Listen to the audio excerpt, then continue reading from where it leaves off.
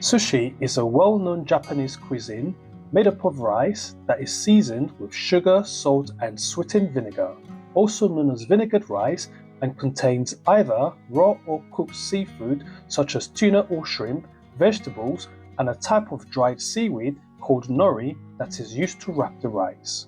Sushi might contain fillings such as meat, eggs, or just vegetables such as avocado or cucumber.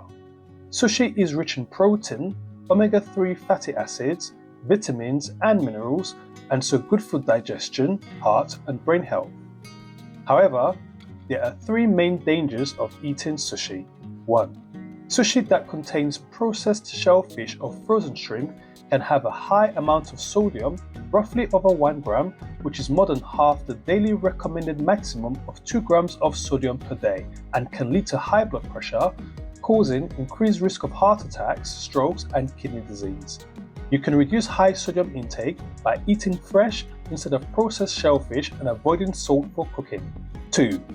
Eating raw or undercooked fish in sushi can lead to food poisoning from parasites such as aniscasis, tapeworms and roundworms, and bacterial infections such as salmonella and listeria. With both infections, you can expect symptoms such as severe abdominal pains or cramps, nausea, vomiting, and diarrhea. 3. Eating certain fish like tuna, swordfish, and shark can lead to high mercury levels, which is dangerous in pregnancy as can affect the baby's brain and nervous system development, and instead you should go for fish with lower mercury levels such as salmon and shellfish.